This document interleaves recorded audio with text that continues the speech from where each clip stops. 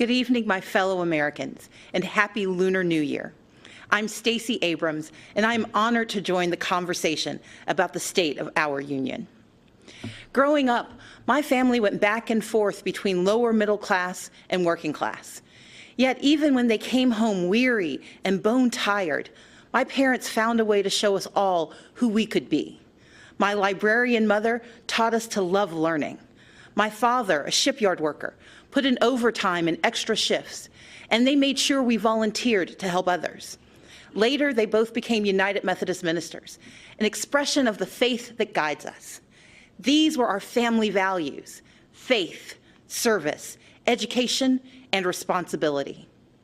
Now, we only had one car, so sometimes my dad had to hitchhike and walk long stretches during the 30-mile trip home from the shipyards.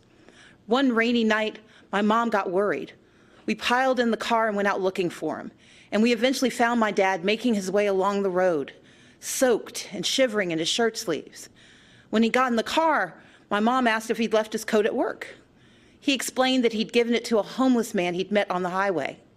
When we asked why he'd given away his only jacket, my dad turned to us and said, "I knew when I left that man he'd still be alone, but I could give him my coat because I knew you were coming for me." Our power and strength as Americans lives in our hard work and our belief in more. My family understood firsthand that while success is not guaranteed, we live in a nation where opportunity is possible. But we do not succeed alone.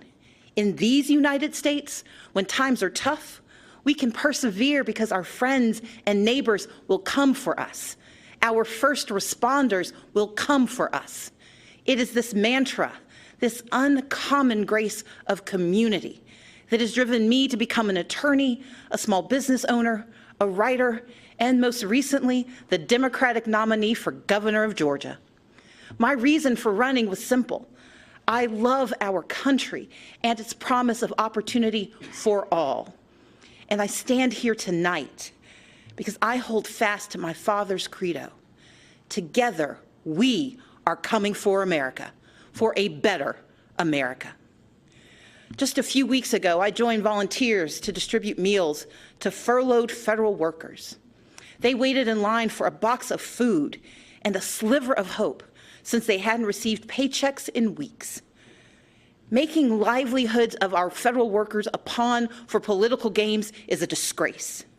The shutdown was a stunt, engineered by the President of the United States, one that defied every tenet of fairness and abandoned not just our people, but our values. For 7 years, I led the Democratic Party in the Georgia House of Representatives. I didn't always agree with the Republican speaker or governor, but I understood that our constituents didn't care about our political parties, they cared about their lives. So when we had to negotiate criminal justice reform or transportation or foster care improvements, the leaders of our state didn't shut down. We came together and we kept our word. It should be no different in our nation's capital. We may come from different sides of the political aisle, but our joint commitment to the ideals of this nation cannot be negotiable. Our most urgent work is to realize Americans' dreams of today and tomorrow, to carve a path to independence and prosperity that can last a lifetime. Children deserve an excellent education from cradle to career. We owe them safe schools and the highest standards, regardless of zip code. Yet this White House responds timidly, while first graders practice active shooter drills, and the price of higher education grows ever steeper. From now on, our leaders must be willing to tackle gun safety measures and face the crippling effect of educational loans, to support educators and invest what is necessary to unleash the power of America's greatest minds. In Georgia and around the country, people are striving for a middle class where a salary truly equals economic security. But instead, families' hopes are being crushed by Republican leadership that ignores real life or just doesn't understand it. Under the current administration, far too many hard-working Americans are falling behind, living paycheck to paycheck, most without labor unions to protect them from even worse harm. The Republican tax bill rigged the system against working people. Rather than bringing back jobs, plants are closing, layoffs are looming, and wages struggle to keep pace with the actual cost of living. We owe more to the millions of everyday folks who keep our economy running, like truck drivers forced to buy their own rigs, farmers caught in a trade war, small business owners in search of capital, and domestic workers serving without labor protections.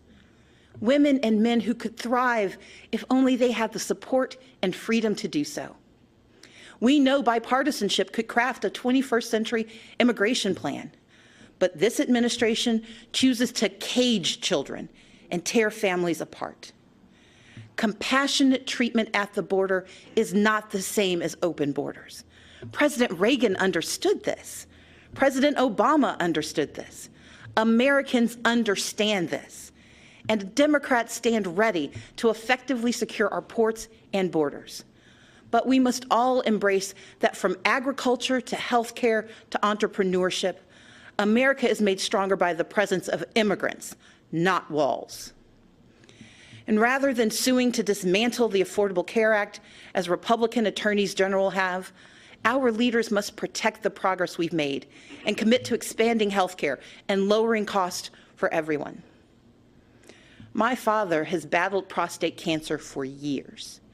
To help cover the cost, I found myself sinking deeper into debt, because while you can defer some payments, you can't defer cancer treatment.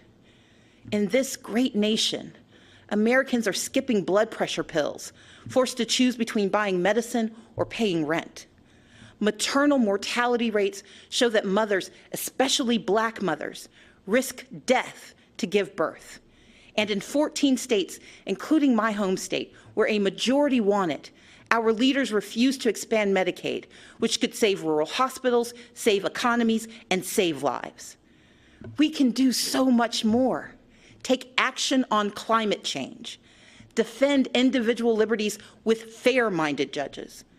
But none of these ambitions are possible without the bedrock guarantee of our right to vote. Let's be clear. Voter suppression is real. From making it harder to register and stay on the rolls, to moving and closing polling places, to rejecting lawful ballots, we can no longer ignore these threats to democracy. While I acknowledge the results of the 2018 election here in Georgia, I did not, and we cannot, accept efforts to undermine our right to vote. That's why I started a nonpartisan organization called Fair Fight to advocate for voting rights. This is the next battle for our democracy, one where all eligible citizens can have their say about the vision we want for our country. We must reject the cynicism that says allowing every eligible vote to be cast and counted is a power grab. Americans understand that these are the values our brave men and women in uniform and our veterans risk their lives to defend. The foundation of our moral leadership around the globe is free and fair elections, where voters pick their leaders, not where politicians pick their voters. In this time of division and crisis, we must come together and stand for and with one another. America has stumbled time and again on its quest towards justice and equality. But with each generation, we have revisited our fundamental truths, and where we falter, we make amends. We fought Jim Crow with the Civil Rights Act and the Voting Rights Act. Yet we continue to confront racism from our past and in our present, which is why we must hold everyone from the highest offices to our own families accountable for racist words and deeds, and call racism what it is: wrong. America achieved a measure of reproductive justice in Roe v. Wade, but we must never forget it is immoral to allow politicians to harm women and families to advance a political agenda. We affirmed marriage equality, and yet the LGBTQ community remains under attack. So, even as I am very disappointed by the president's approach to our problems, I still don't want him to fail. But we need him to tell the truth. and to respect his duties and respect the extraordinary diversity that defines America. Our progress has always been found in the refuge, in the basic instinct of the American experiment, to do right by our people. And with a renewed commitment to social and economic justice, we will create a stronger America together. Because America wins by fighting for our shared values against all enemies, foreign and domestic. That is who we are. And when we do so, never wavering, the state of our union will always be strong. Thank you, and may God bless the United States of America. Hey, NBC News viewers, thanks for checking out our YouTube channel. Subscribe by clicking on that button down here and click on any of the videos over here to watch the latest interviews, show highlights, and digital exclusives. Thanks for watching.